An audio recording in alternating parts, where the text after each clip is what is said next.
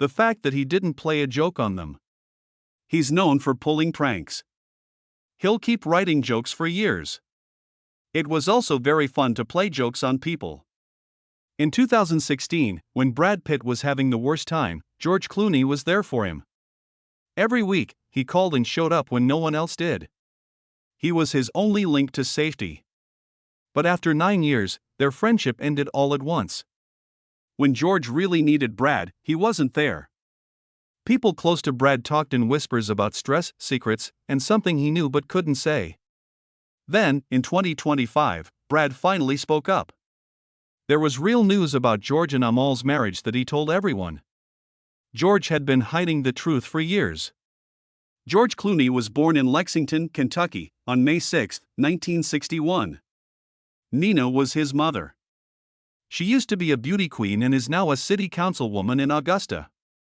Nick, their father, was always on TV, leading game shows and reporting the news.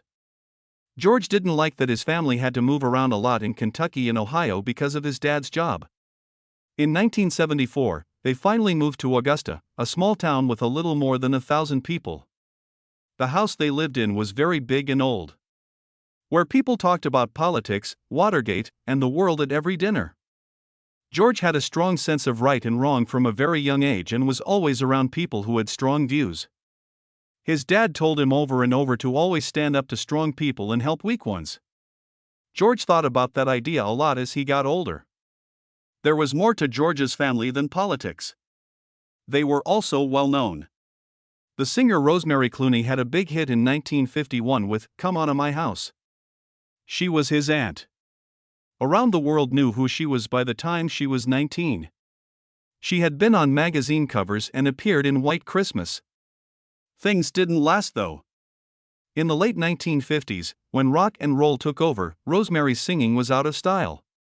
She was only 24 years old when things went wrong with her job. It wasn't nice for her. She fought with drugs and drink for almost 40 years. When George came to Hollywood, he moved in with her. He even drove her around on one of her comeback shows. He learned something that most people never learn by seeing her struggle and fight to stay relevant. Fame doesn't last. It can also kill you if you chase it too hard. George thought he would be a sports star instead of an actor when he was 16 years old, in 1977.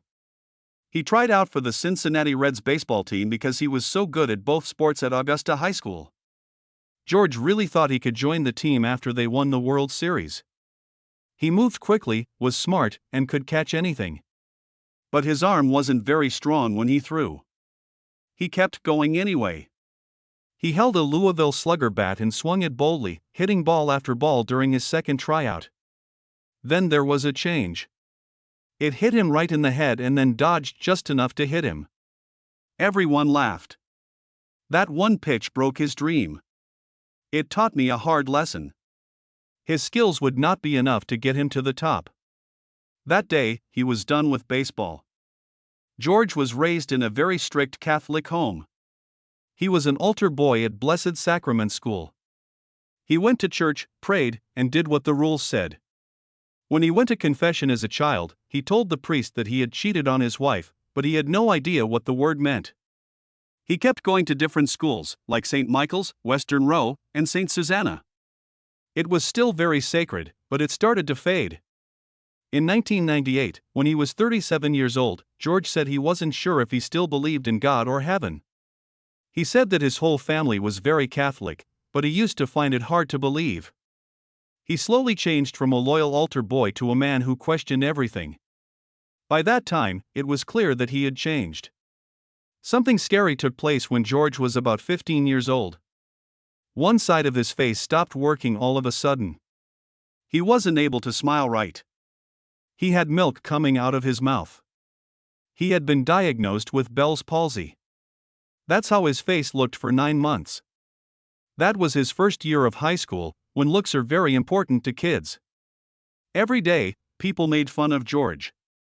His friends laughed. He was the kid whose face was too low. He almost gave up, but he found a way to stay alive. He was the first person to make jokes about himself. That's when he learned how to protect himself with humor.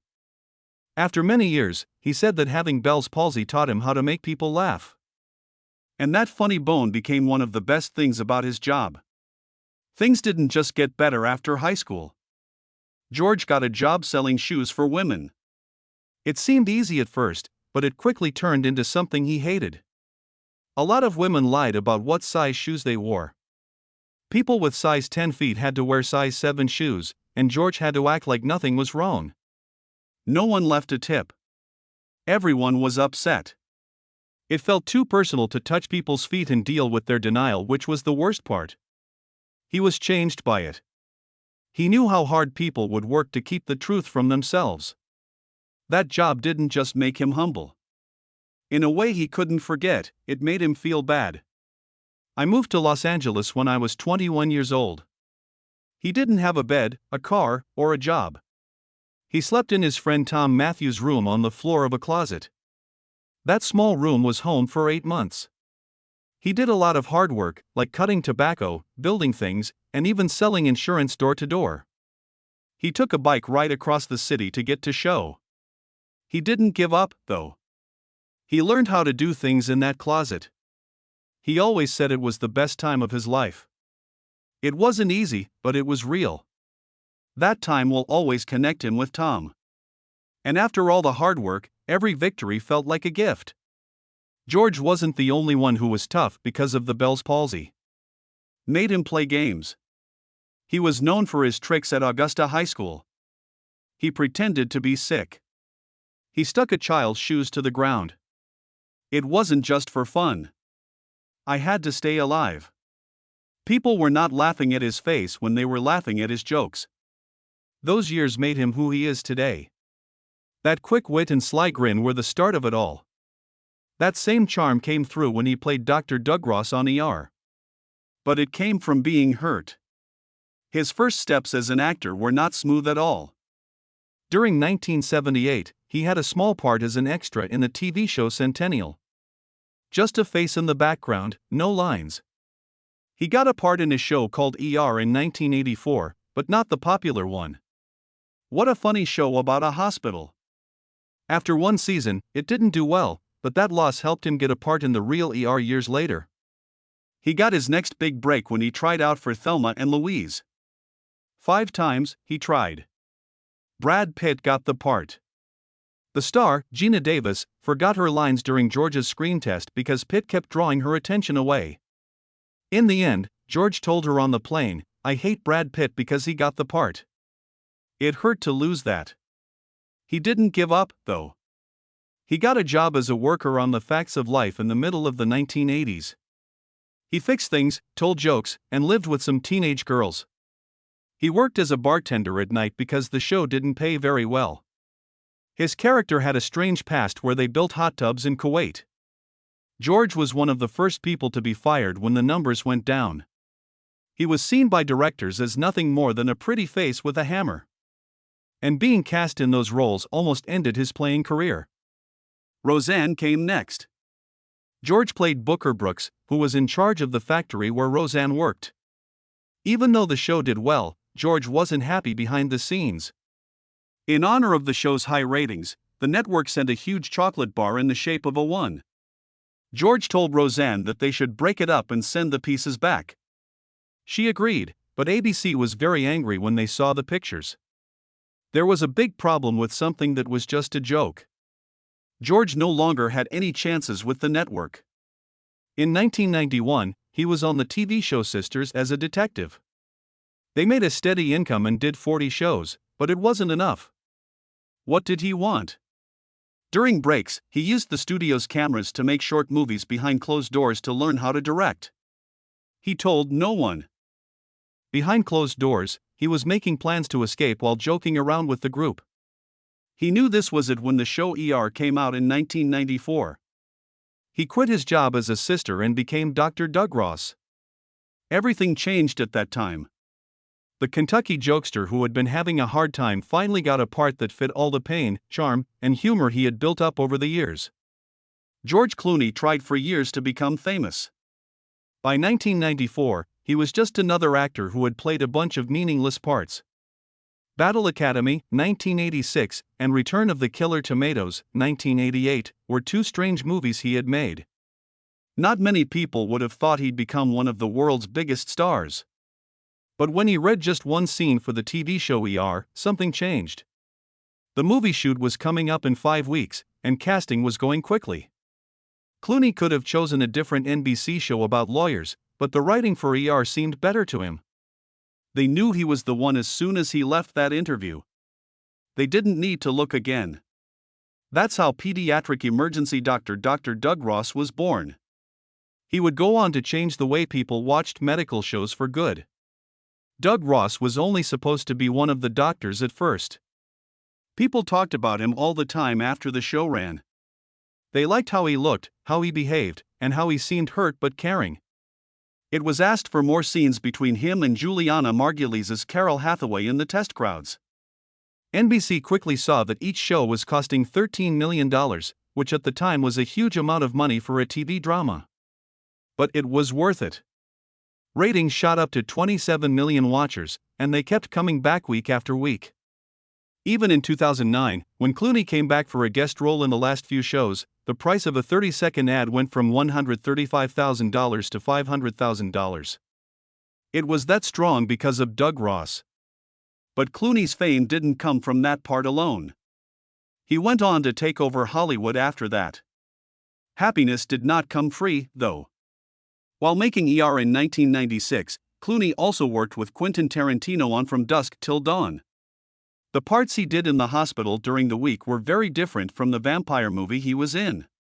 He played the angry bank robber Seth Gecko, who ends up in a Mexican strip club full of vampires. There were wooden stakes, bloody fights, and a lot of chaos in the acts. In a cruel ending, he had to kill Tarantino's character. Clooney worked 18-hour days doing both jobs, switching between dramatic hospital scenes and scary movie chaos all the time. While he didn't get much sleep, he somehow kept up the image of the hero.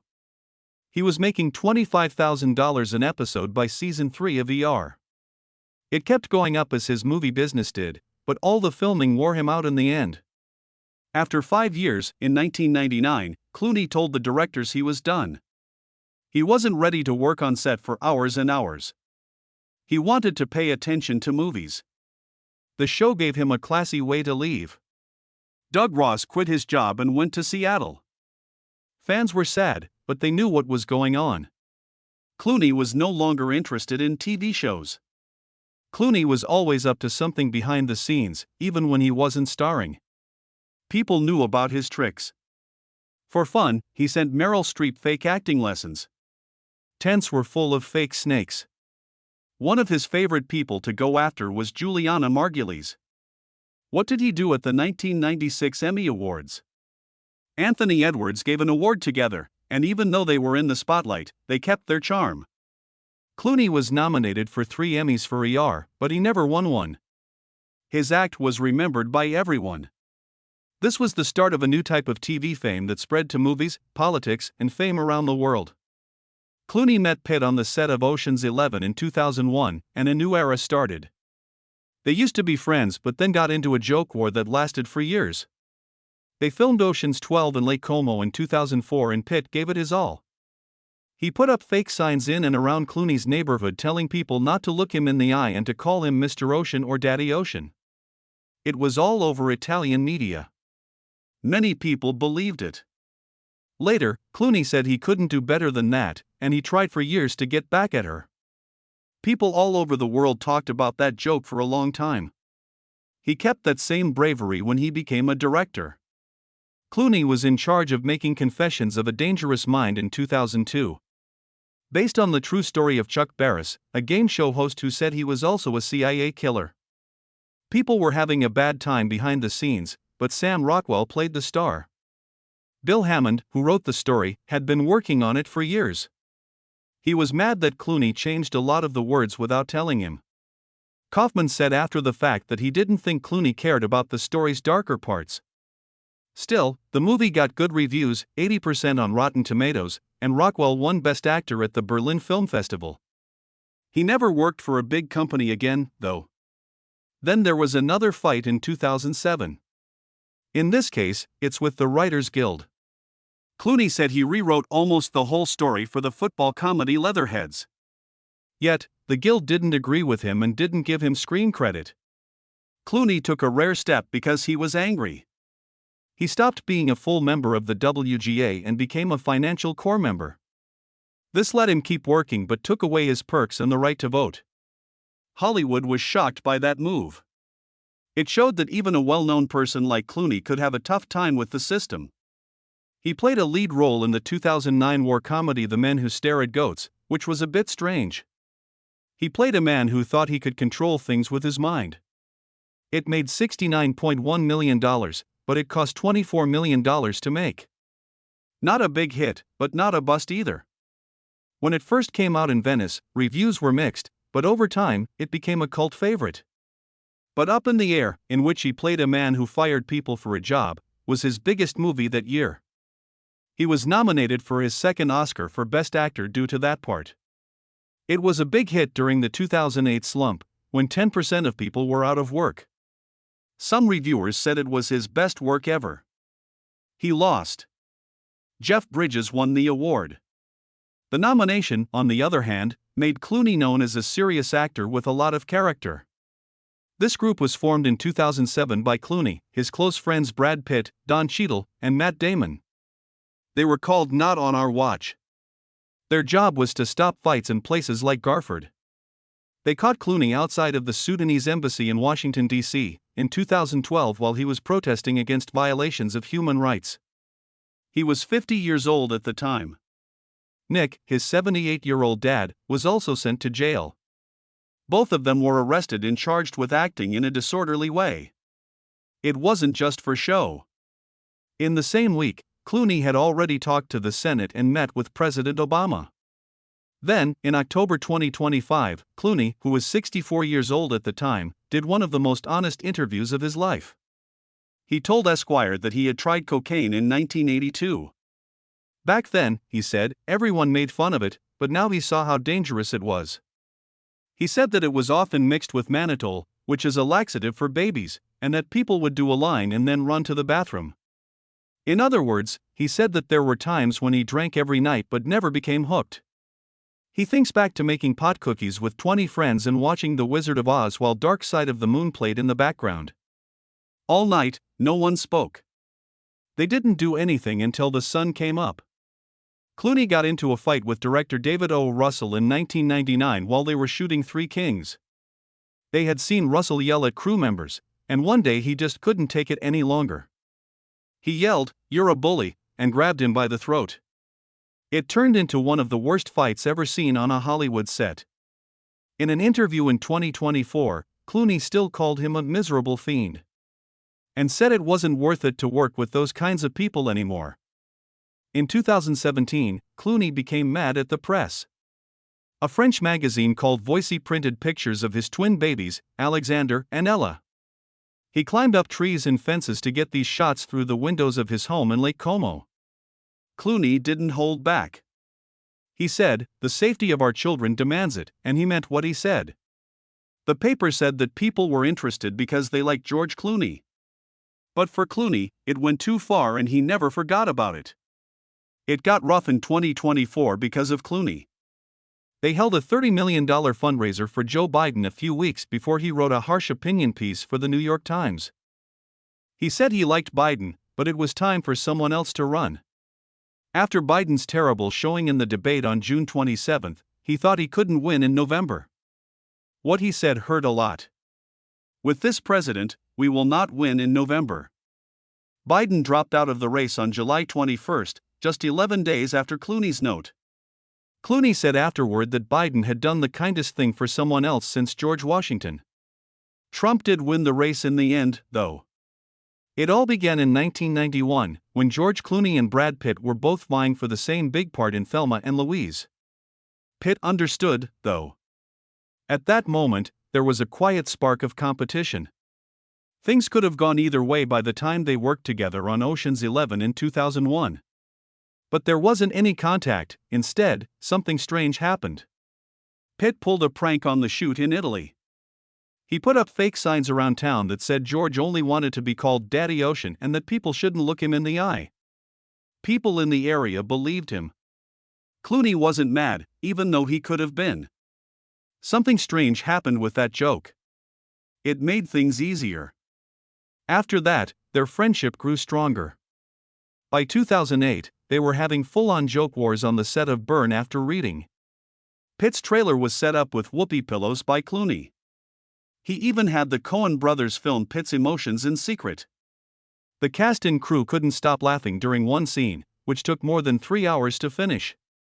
Pitt responded by telling the Italian reporters that George really did want to be called Daddy Ocean and was trying to avoid eye contact with everyone. Pitt laughed, "Please don't hurt my kids," because he didn't know what Clooney would do next. It wasn't mean, though. It was enjoyable. It was a real bond. When Brad Pitt's world fell apart in 2016, that bond meant the world to him. Angelina Jolie tried to get a divorce on September 19th. Clooney saw it live on TV the next day. Someone from CNN told everyone about it at the UN Leaders Summit. Clooney looked really shocked. After that, he became Brad's only hope. Check-ins once a week and calls late at night. Pitt was like a brother to Clooney. Pitt also said in an interview in 2024 that he still calls George when things go wrong. No need for words. It takes time to understand something like that. Their friendship went beyond just having fun and being loyal, it grew stronger as the years went by. At the opening of Wolf's in Venice in 2024, Clooney was 63 years old and Pitt was 60. Clooney made fun of Pitt at the meeting, saying that he was 74 years old and lucky to still have a job. Pitt teased George about having gray hair by giving him hair dye. George signed a picture of Brad Pitt and laughed about how much more he needed the dye. They were still funny as adults, and they still respected each other. Something changed in George's life in 2013. A friend of his from Lake Como brought Amal Alamuddin to stay at his beach house. George's rep had even joked, "You're going to marry this one." In her speech, Amal talked about war, Syria, and international law. George's parents came to visit and were blown away right away. At the end of dinner that night, Amal had left her mark. They went on their first real date in London in October. The cameras didn't bother Amal at all. George was shocked. In April 2014, he made the proposal. While Rosemary Clooney's songs played in the background, it felt strange. The 7-carat emerald cut ring caught Amal's eye for 20 minutes before she said yes. They got married in Venice on September 27. About 100 famous people showed up. The works, Matt Damon, Cindy Crawford, and more. George dressed in Armani. It was Oscar de la Renta on Amal. On their honeymoon, they went on a boat ride through Venice and waved at the people. Then they disappeared to an English house without any family. Peace and quiet. Their twins were born at St. Mary's Hospital in London on June 6, 2017. Alexander was the first one. After 1 minute and 49 seconds, it came next. They were both healthy. In a joke, George said he was asleep and needed some time to wake up. They didn't even plan on having kids at first. They both knew they were lucky to have found each other after the wedding, though. It began to make sense to think about having a family. Amal worked all the time. She worked for Julian Assange. In 2015, she worked on the mass murder case in Armenia. In 2024, she helped run a group that looked over cases for the International Criminal Court about crimes of war in Gaza. They said that 5 important people, including Netanyahu and top Hamas leaders, should be arrested. Amal said that the group thought there were good reasons to charge war crimes. In 2025, she was made a professor at Oxford, but she also kept her senior post at Columbia's Human Rights Institute. But by the beginning of 2025, folks began to wonder. Good Night and Good Luck, George's first show on Broadway, opened in New York on April 3. Amal wasn't there. People in the know didn't believe George when he said she was home with the kids. They were not sure what was wrong. He thought that moving to New York for the show would give him more time at home, but it only made things worse. In April, it was called a $500 million divorce problem in the news. People all over talked about the idea that Amal might take the Lake Como villa if they broke up. Still, they went to the Tony Awards together in June 2025. Amal wore a beautiful dress with pearl beads. George seemed calm. It looked like they were having fun. But people who knew them said that work was still keeping them apart. He likes Broadway, and she likes court cases. It was said that their home in France, which they bought in 2023, was a break from the noise of Hollywood. Their twins, who were now 6 years old, were in Italy playing soccer, painting in the yard, and wishing they could stay at Lake Como forever. After that, George and Brad had an event. There would be no more good night and good luck after June 8, 2025. Brad never showed up. There was no call or message. Nothing but silence. Clooney got hurt. In 2016, this guy got him through hell. Now there's nothing. Pitt's team said he was shooting in another country, but the damage had already been done. After 2 weeks, Tom Cruise showed up at Pitt's F1 opening in London. They stood for a picture. Some people thought the comment Cruise put on it was a silent dig at Clooney. Then, in July 2025, Amal talked to Glamour. She didn't try to avoid the subject. She told him that George had always been there for her, especially when she was a new mom. He told her, "You have to give this speech at the UN. I have the kids. Do not worry." She said she wasn't lucky with any of it. She told them they were lucky to be four now. It didn't sound like she was ready to leave from what she said.